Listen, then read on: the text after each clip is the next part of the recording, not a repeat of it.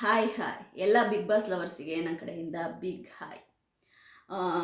ಏನು ಗೊತ್ತಾ, ಕಾವ್ಯ ಅವ್ರದ್ದು ತಮ್ಮ ಮತ್ತು ಅಮ್ಮ ಬಂದಿದ್ದರು. ನಿನ್ನೆ ಎಪಿಸೋಡ್ ನೋಡಿದೆ. ಎಪಿಸೋಡ್ ನೋಡಿದ ತಕ್ಷಣವೇ ವಿಡಿಯೋ ಮಾಡಬೇಕು ಅಂದ್ಕೊಂಡೆ, ಮಾಡೋಕ್ಕಾಗಲಿಲ್ಲ. ಇಷ್ಟು ಜನ ಪೇರೆಂಟ್ಸ್ ಬಂದರು. ಅದು ರಾಶಿಕ್ ಅವ್ರದ್ದು ತಾಯಿ ಆಗಲಿ ತಮ್ಮ ಆಗಲಿ, ನಮ್ಮ ಧನುಷ್ ಗೌಡ ಅವ್ರದ್ದು ಹೆಂಡ್ತಿ ಮತ್ತು ಹೆಂಡ್ತಿ ಮತ್ತು ಅವರ ತಾಯಿ, ಅದೇ ರೀತಿ ನಮ್ಮ ರಕ್ಷಿತ್ ಅವ್ರದ್ದು ಆಯಿತಾ ತಂಗಿ ಮತ್ತು ಅಮ್ಮ, ಅದೇ ರೀತಿ ನಮ್ಮ ಗಿಲ್ಲಿ ನಟರ ಅಪ್ಪ ಅಮ್ಮ ಎಲ್ಲರೂ ಬಂದರು. ಆಮೇಲೆ ರಘು ಅವ್ರ ಹೆಂಡ್ತಿ ಮಗ. ಸರಿಯಾ, ಯಾರೂ ಕೂಡ ಕಾವ್ಯನ ತಮ್ಮನಷ್ಟು ಆ್ಯಟಿಟ್ಯೂಡಾಗಿ ಮಾತನಾಡಿದ್ದನ್ನು ನಾನು ಯಾರನ್ನೂ ನೋಡಲಿಲ್ಲ. ಒಂಥರ ಏನೋ ಅಹಂಕಾರದಿಂದ, ಒಂಥರ ಗಾಂಚಲಿಯಿಂದ ಮಾತನಾಡ್ದಂಗೆ ಕಾಣಿಸ್ತು. ಕಾವ್ಯ ಅವರ ತಮ್ಮ ಕಾರ್ತಿಕ್ ಅವರು ನಿಜವಾಗ್ಲೂ ನನಗನ್ಸಿದ ಪ್ರಕಾರವಾಗಿ ಕಾರ್ತಿಕ್ಕೇನೆ ಬಿಗ್ ಬಾಸ್ ಮನೇಲಿರೋದಾ, ಇಲ್ಲ ಕಾರ್ತಿಕ್ ಹೊರಗಡೆ ಹೀರೋನಾ, ಇಲ್ಲ ಇನ್ನೇನೋ ಆಯಿತಾ ಸೋಷಿಯಲ್ ಮೀಡಿಯಾ ಸ್ಟಾರ ಅಂತ ಅನ್ನಿಸ್ಬಿಡ್ತು. ಆ ರೀತಿ ತುಂಬ ಆ್ಯಟಿಟ್ಯೂಡಿಂದ ಮಾತಾಡಿದರು. ಅಷ್ಟು ಜನ ಪೇರೆಂಟ್ಸಲ್ಲಿ ನನಗೆ ತುಂಬಾ ಆ್ಯಟಿಟ್ಯೂಡಾಗಿ ಮಾತಾಡಿದ್ದು, ಒಂಥರ ಗಾಂಚಲಿಂದ ಮಾತನಾಡಿದ್ದು ಯಾರು ಅಂದರೆ ಅದು ಕಾವ್ಯ ತಮ್ಮ. ನಿಜವಾಗ್ಲೂ ನಾನೇ ಶಾಕ್ ಆದೆ. ಅಲ್ಲ, ಗಿಲ್ಲಿ ಅವನಿಗಿರೋ ಸ್ಟಾರ್ಡಮ್ ಏನು, ಅವನಿಗೆ ಎಷ್ಟು ಹೊರಗಡೆ ಪ್ರೇಕ್ಷಕರು ಫ್ಯಾನ್ಸು ಕಾಯ್ತಿದ್ದಾರೆ ಗಿಲ್ಲಿನ ಮಾತನಾಡ್ಸೋಕ್ಕೆ. ಗಿಲ್ಲಿಗೆ ಒಂದು ರೆಸ್ಪೆಕ್ಟ್ ಇದೆ, ಎಷ್ಟೋ ಶೋಗಳನ್ನು ಮಾಡಿದ್ದಾರೆ, 2 ಶೋ ಅಲ್ಲಿ ರನ್ನರ್ ಅಪ್ ಆಗಿದ್ದಾರೆ ಗಿಲ್ಲಿ ನಟ. ಅವನಿಗೆ ಅಂತ ಒಂದು ಮರ್ಯಾದೆ ಇದೆ, ಒಂದು ರೆಸ್ಪೆಕ್ಟ್ ಇದೆ. ಬಟ್ಟು ಗಿಲ್ಲಿ ನಟನಿಗೆ ಇವನು ರೆಸ್ಪೆಕ್ಟ್ ಕೊಡ್ದಂಗೆ ಮಾತನಾಡಿದ್ದು ನನಗೆ ಒಂಚೂರು ಇಷ್ಟ ಆಗಲಿಲ್ಲ. ಒಂಥರ ಗಿಲ್ಲಿ ನಟನಿಗೆ ಒಂದು ರೆಸ್ಪೆಕ್ಟ್ ಕೊಟ್ಟು ಎಲ್ಲರೂ ಕೂಡ ಗಿಲ್ಲಿ ನಟನ ಎಷ್ಟು ಪ್ರೀತಿಯಿಂದ ರೆಸ್ಪೆಕ್ಟ್ ಕೊಟ್ಟು ಮಾತಾಡಿದರು. ಬಟ್ ಇವನು ಕಾವ್ಯನ ತಮ್ಮ ಕಾರ್ತಿಕ್ ಯಪ್ಪ ಗಿಲ್ಲಿ ನಟನ ರೆಸ್ಪೆಕ್ಟ್ ಇಲ್ದಂಗೆ ಮಾತನಾಡಿದ. ಅದಲ್ದೇನೆ ಇವರು ಅವರಮ್ಮ ಹೇಳ್ತಾರೆ ಗಿಲ್ಲಿ ಹತ್ರ ಚೆನ್ನಾಗಿರು, ಗಿಲ್ಲಿಗೆ ಮೊಟ್ಟೆ ಕೊಡು, ಹಣ್ಣು ಕೊಡು ಅಂತೇಳಿ ಅವರಮ್ಮ ಹೇಳ್ತಾರೆ. ಗಿಲ್ಲಿ ಹತ್ರ ಚೆನ್ನಾಗಿರು ಅಂತ ಹೇಳ್ತಾರೆ ಕಾವ್ಯನಮ್ಮ. ಈ ಕಡೆ ತಮ್ಮ ಬಂದರೆ ಆಯಿತಾ ಎಂಥದ್ದು ಗಿಲ್ಲಿನ ನಾಮಿನೇಟ್ ಮಾಡಬೇಡ ಅಂತಾನೆ, ಗಿಲ್ಲಿ ಜೊತೆ ಚೆನ್ನಾಗಿರುವಂತಾನೆ, ಗಿಲ್ಲಿನ ನಾಮಿನೇಟ್ ಮಾಡಬೇಡ ಅಂತಾನೆ. ಈ ಕಡೆ ಅವ್ರ ಅಮ್ಮ ಬಂತಂದರೆ ಆಯಿತಾ ಎಂಥದ್ದು ಗಿಲ್ಲಿ ನೀನು ಎಲ್ಲೂ ಬಿಟ್ಕೊಟ್ಟಿಲ್ಲ, ನೀನು ಗಿಲ್ಲಿನ ಬಿಟ್ಕೊಡ್ಬೇಡ ಅಂತಾರೆ. ಆ ಕಡೆ ತಮ್ಮ ನೋಡಿದ್ರೆ ಆಯಿತಾ ನೀನು ಗಿಲ್ಲಿ ಜೊತೆ ಸೂಪರ್ ಆಗಿರು, ನಿನ್ನ ಗಿಲ್ಲಿಯ ಫ್ರೆಂಡ್ಶಿಪ್ಪು ಸೂಪರ್ ಆಗಿದೆ ಆಯಿತಾ, ನೀನು ಫೈನಲ್ ತನಕ ಬರಬೇಕು ಆಯಿತಾ, ಗಿಲ್ಲಿನ ನಾಮಿನೇಟೇ ಮಾಡಬೇಡ. ನಿನ್ನನ್ನು ಯಾರು ಹೇಳ್ತಾ ಇರೋದು ಗಿಲ್ಲಿ ಜೊತೆಗೆ ಇರ್ತೀಯಾ ಅಂತ ಆಯಿತಾ, ನಿನಗೆ ಆಗ್ದವ್ರು ಹೇಳ್ತಿರೋದು. ಇವರು ಟೋಟಲ್ ಆಗಿ ಕಾವಿನ ಅಮ್ಮ ಮತ್ತು ಕಾವಿನ ತಮ್ಮ ನೀನು ಗಿಲ್ಲಿಗೆ ಚಮಚಾಗಿರಿ ಮಾಡು ಅಂತ ಹೇಳ್ತಾ ಇದ್ದಾರಾ, ಇಲ್ಲ ಏನು ಹೇಳ್ತಿದ್ದಾರೆ ನನಗೆ ಅರ್ಥ ಆಗ್ತಿಲ್ಲ. ನನಗೆ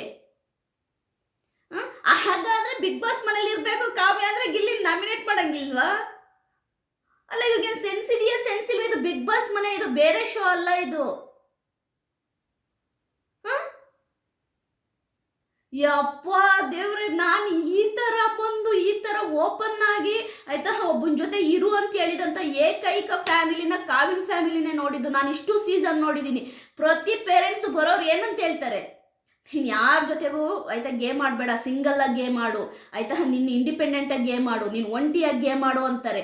ಇದೇನು ಕಾವಿನ ತಮ್ಮನೋ ಕಾವಿನಮ್ಮನೋ ನೀನು ಗಿಲ್ಲಿಗೆ ಜಿಂಚಕ ಮಾಡು ಅಂತಿದ್ದಾರೆ. ಜಿಂಚಕ ಅಂತಂದ್ರೆ ಯಾರೋ ನಿನ್ನೆ ಕಮೆಂಟ್ ಹಾಕಿದ್ರು, ಜಿಂಚಕ ಅಂತ ಹೇಳ್ಬಿಡಿ. ಜಿಂಚಕ ಅಂದ್ರೆ ಏನು ಗೊತ್ತಾ, ಜಾಲ್ರ ಅಂತ.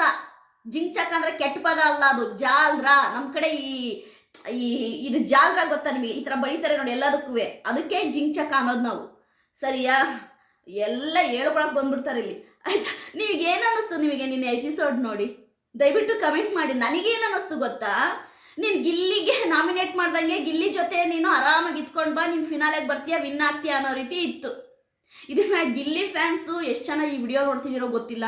ದಯವಿಟ್ಟು ಎಲ್ಲರಿಗೂ ಹೇಳ್ತಾ ಇದ್ದೀನಿ, ಇದನ್ನೆಲ್ಲ ನಂಬಕ್ಕೆ ಹೋಗಬೇಡಿ. ಇದು ನಿಜವಾಗ್ಲೂ ನಮ್ಮ ಗಿಲ್ಲಿಗೇನೆ ಬ್ಯಾಕ್ ಫೈರ್ ಆಗುತ್ತೆ. ನನಗೆ ನಿಜವಾಗ್ಲೂ ಗಿಲ್ಲಿ ನೋಡಿ ನನಗೆ ಪಾಪ ಅನ್ನಿಸ್ತು. ಆ ಹುಡುಗ ಜೆನ್ಯೂನ್ ಫೀಲಿಂಗ್ಸಲ್ಲಿ ಕಾವಿನ ಹತ್ರ ಪಳಗ್ತಾ ಇದ್ದಾನೆ, ಜೆನ್ಯೂನ್ ಲವ್ ಮಾಡ್ತಾ ಇದ್ದಾನೆ, ಜೆನ್ಯೂನ್ ಪ್ರೀತಿ ತೋರಿಸ್ತಾ ಇದ್ದಾನೆ ಕಾವಿನ್ಗೆ ಗಿಲ್ಲಿ ನಟ.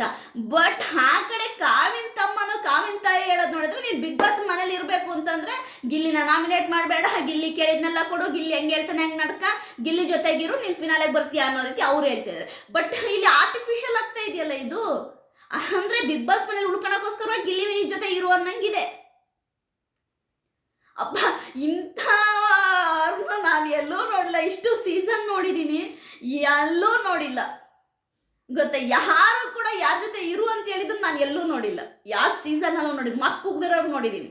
ನಿನ್ಗೊಬ್ಳೆ ಗೇಮ್ ಆಡೋಕೆ ಏನಾಗಿದೆ, ನಿನಗೆ ಯಾವೊಂದು ಬೇಡ, ನಿನ್ನ ಪಡೆ ನೀನು ಗೇಮ್ ಆಡೋ, ನೀನು ಎಷ್ಟು ದಿನ ಇರುತ್ತೆ ಅಷ್ಟು ದಿನ ಗೇಮ್ ಆಡು, ಹೊರಗಡೆ ಬಾ ಅಂತ ಹೇಳಿರೋರನ್ನು ಕೇಳಿದ್ದೀನಿ. ಬಟ್ ಬಿಗ್ ಬಾಸ್ ಮನೆಗಿರೋಕ್ಕೋಸ್ಕರವಾಗಿ ಗಿಲ್ಲಿಗೆ ಬಟ್ರಚ್ಚು ಅನ್ನೋ ಫ್ಯಾಮಿಲಿನ, ಗಿಲ್ಲಿ ಜೊತೆ ಚೆನ್ನಾಗಿರು ಅನ್ನೋ ಫ್ಯಾಮಿಲಿನ ನಾನು ಕಾವ್ಯ ಅವರ ಫ್ಯಾಮಿಲಿನೇ ನೋಡಿದ್ದು. ಹಾಗಾದರೆ ಕಾವ್ಯ ಇಷ್ಟು ದಿನ ಗೇಮ್ ಆಡಿದ್ದು ಲೆಕ್ಕಾಚಾರದ ಗೇಮು, ಕ್ಯಾಲಿಕೇಟಿಂಗ್ ಗೇಮು ಅನ್ನೋದು ಈಗ ಗೊತ್ತಾಗ್ತಾ ಇದೆ. ಜಾನ್ವಿ ಒಂದು ಇಂಟ್ರ್ಯೂವಲ್ಲಿ ಹೇಳ್ತಾರೆ, ಆಯಿತಾ, ಯಾರಾದರೂ ಜಾನ್ವಿ ಇಂಟ್ರ್ಯೂ ನೋಡಿದರೆ ದಯವಿಟ್ಟು ನೋಡು ಅಂತೇಳಿ ನನಗೆ ಕಮೆಂಟ್ ಮಾಡಿ. ಜಾನ್ವಿ ಒಂದು ಇಂಟ್ರ್ಯೂವಲ್ಲಿ ಹೇಳ್ತಾರೆ, ಪಕ್ಕಾ ಕ್ಯಾಲಿಕೇಟಿವ್ ಮೈಂಡು ಕಾವ್ಯನಿಗೆ ಗೊತ್ತು ಗಿಲ್ಲಿ ನಟನ ಹತ್ರ ಎಷ್ಟು ಮಾತಾಡಬೇಕು, ಯಾವಾಗ ಮಾತಾಡಬೇಕು, ಯಾವಾಗ ಫೋಟೇಜ್ ಬರುತ್ತೆ, ಅವನಿಗೆ ಬುದ್ಧಿವಾದ ಹೇಳಿದ್ರೆ ಫೋಟೇಜ್ ಬರುತ್ತೆ, ಅವನ ಹತ್ರ ಹೆಂಗೆ ಮಾತಾಡಿದ್ರೆ ಫೋಟೇಜ್ ಬರುತ್ತೆ, ಏನು ಮಾಡಿ ಎಲ್ಲ ಅವಳಿಗೆ ತುಂಬ ಕ್ಯಾಲಿಕೇಟ್ ಆಗಿದ್ದಾಳೆ. ಕಾವ್ಯ ತುಂಬ ಕ್ಯಾಲಿಕೇಟಾಗಿ ಗೇಮ್ ಮಾಡ್ತಿದ್ದಾಳೆ ಅಂತ ಜಾನ್ವಿ ಅವರು ಒಂದು ಇಂಟ್ರ್ಯೂವಲ್ಲಿ ಹೇಳಿದರು. ನಾನು ಅದನ್ನು ನೋಡಿದಾಗಲೂ ನನಗೊಂದು ಫ್ಲಾಶ್ ಆಗಿತ್ತು. ನಾನು ಅದನ್ನು ಪದೇ ಪದೇ ಹೇಳ್ತಾ ಇದ್ದೆ, ಶಿ ಈಸ್ ವೆರಿ ಕ್ಯಾಲಿಕೇಟಿವ್ ಮೈಂಡ್ ಕಾವ್ಯ. ಮತ್ತು ಗಿಲ್ಲಿನ ಯೂಸ್ ಮಾಡ್ಕೊಳ್ತಾ ಇದ್ದಾಳೆ, ಇದು 100% ಸತ್ಯ. ಗಿಲ್ಲಿನ ಗೇಮಿಗೋಸ್ಕರವಾಗಿ ಕಾವ್ಯ ಯೂಸ್ ಮಾಡ್ಕೊಳ್ತಾ ಇದ್ದಾಳೆ. ಆಮೇಲೆ ಇನ್ನೊಂದು, ಅವರಮ್ಮ ಹೇಳ್ತಾರೆ, ನೀನು ಇಲ್ಲಿವರೆಗೂ ಆಯಿತಾ ಸುದೀಪ್ ಸರ್ ಕೈಲೇ ಬೈಸ್ಕೊಂಡಿಲ್ಲ, ನೀನು ಮುಂದೆನೂ ಹಾಗೇ ಇರು ಅಂತ. ಅಲ್ಲ, ಈ ಥರ ಚಮಚಗಿರಿ ಮಾಡಿದ್ರೆ ಯಾರು ಬೈಸ್ಕೊಳಲ್ಲ, ನೇರವಾಗಿರೋರೇ ಬೈಸ್ಕೊಳೋರು. ಈಗ ರಕ್ಷಿತಾ ಆಗಲಿ, ಅಶ್ವಿನಿ ಗೌಡ ಆಗಲಿ, ಗಿಲ್ಲಿ ಆಗಲಿ, ಇವರೆಲ್ಲ ಬೈಸ್ಕೊಳ್ತಾರೆ ಅಂದರೆ ಯಾಕೆ ಬೈಸ್ಕೊಳ್ತಾರೆ? ಅವ್ರು ನೇರವಾಗಿದ್ದಾರೆ, ಮನ್ಸಿಗೆ ಬಂದಿದ್ದು ಅಂತಾರೆ, ಮಾತಾಡ್ತಾರೆ. ಬೈಸ್ಕೊಂಡು ಸುದೀಪ್ ಸರ್ ಹತ್ರ ಬೈಸ್ಕೊಂಡ ತಕ್ಷಣವೇ ಅದು ತಪ್ಪು ಅಂತಲ್ಲ, ಅವ್ರು ಬುದ್ಧಿವಾದ ಹೇಳೋದು. ಓಕೆ, ಆಮೇಲೆ ಇವ್ರ ತಮ್ಮನ ಆ್ಯಟಿಟ್ಯೂಡ್ ಹೆಂಗಿದೆ ಅಂದರೆ ಹೀರೋ ಥರ ಫೋರ್ಸ್ ಕೊಡ್ತಾನೆ ಗುರು, ಹೀರೋ ಥರ. ಪಾಪ ನಮ್ಮ ಗಿಲ್ಲಿ ನಟನ ಅಪ್ಪ ಅಮ್ಮ ಸುಮ್ಮನೆ ನಿಂತ್ಕೊಂಡು ನೋಡೋರು. ಅವರಿಗೆ ಏನು ಗೊತ್ತಾ, ಪಾಪ ಅವ್ರು ಅಮಾಯಕರು, ಮುಗ್ದ್ರು, ಅವ್ರಿಗೆ ಏನು ಗೊತ್ತಾಗುತ್ತೆ, ಉಕ್ಕಣಪ್ಪ ಅಂದ್ಕೊಂಡು. ಇವ್ನು ನೋಡಿದ್ರೆ ಯಪ್ಪ ನೆಕ್ಸ್ಟ್ ಲೆವೆಲ್ಲು ಇದು ಕೊಡ್ತಾನೆ. ಅದಕ್ಕೆ ಮತ್ತೆ ಬಿಗ್ ಬಾಸ್ ಮಕ್ಕಳು ಕಳಿಸಿರೋದು. ಅಂದರೆ ಬ್ರೇಕ್ ರೂಲ್ಸ್ ಮಾಡಿದ್ದು ಒಂದು ಆಯಿತಾ.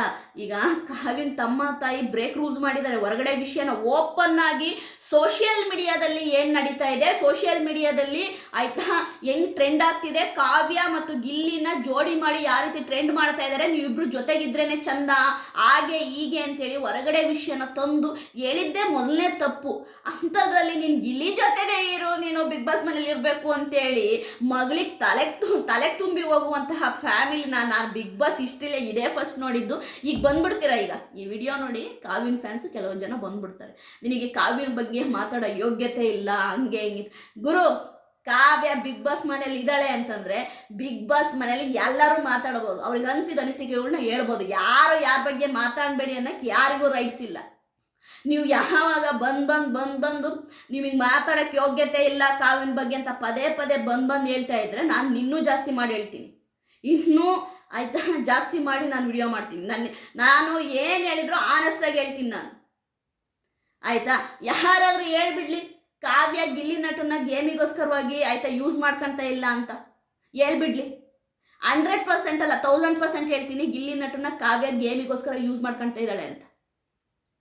ಗೊತ್ತಾ, ಯೂಸ್ ಮಾಡ್ಕೊಳ್ತಿದ್ದಾರೆ ಅಂತ ನಾನು 100% ಹೇಳ್ತೀನಿ, ಆಯಿತಾ. ಇದು ಸತ್ಯ. ಓಕೆ, ನನಗೆ ಒಟ್ಟಾರೆ ಹೇಳ್ಬೇಕು ಅನ್ನಿಸ್ತು, ಹೇಳ್ದೆ. ಒಟ್ಟಾರೆಯಾಗಿ ಏನು ಕಾವ್ಯನ ತಮ್ಮ ತಾಯಿ ನಿಜವಾಗ್ಲೂ ಆಯಿತಾ ಮಗಳನ್ನ ಗಿಲ್ಲಿ ಜೊತೆ ಇರು, ನೀನು ಬಿಗ್ ಬಾಸ್ ಮನೇಲಿ ಇರ್ತೀಯಾ ಅಂತೇಳಿ ಆಯಿತಾ ಅವಳಿಗೆ ಹೇಳಿದ್ದೆಲ್ಲ ಇದೆಯಲ್ಲ ತುಂಬ ತಪ್ಪು. ಈ ಥರ ಯಾವ ಪೇರೆಂಟ್ಸು ಮಾಡಿಲ್ಲ. ಇದೊಂಥರ ಬೇರೆ ಥರನೇ ಅರ್ಥ ಕೊಡ್ತು, ಇದು ಬೇರೆ ಥರನೇ. ಇಲ್ಲಿ ಹೊರಗಡೆ ಏನೋ ಫ್ಯಾನ್ಸುಗಳು ಕೆಲವರು ಆಯಿತಾ ಏನು ಕಾವ್ಯ ಗಿಲ್ಲಿ ಮದುವೆ ಆಗ್ತಾರೆ ಅನ್ನೋ ಲೆವೆಲಿಗೆ ಮಾತಾಡ್ತಾರೆ. ಕಾವ್ಯ ಅವರೆಲ್ಲ ಕಾವ್ಯ ಫ್ಯಾಮಿಲಿ ನೋಡಿದ್ಮೇಲೆ ಗೊತ್ತಾಗ್ತಾ ಇದೆ ಅದೆಷ್ಟು ಕಮರ್ಷಿಯಲ್ ಫ್ಯಾಮಿಲಿ, ಎಷ್ಟು ಕ್ಯಾಲಿಕೇಟಿವ್ ಫ್ಯಾಮಿಲಿ ಅಂತ. ಹೊರಗಡೆ ಹೋದ್ಮೇಲೆ ಗಿಲ್ಲಿನ ಮೂಸು ನೋಡಲ್ಲ. ನಂಗೆ ಅನ್ನಿಸ್ತು, ಹೇಳಿದೆ. ನನ್ನ ವಿಡಿಯೋ ನಿಮಗೆ ಇಷ್ಟ ಆದರೆ ಲೈಕ್ ಮಾಡಿ, ಸಬ್ಸ್ಕ್ರೈಬ್ ಮಾಡಿ. ಬಾಯ್.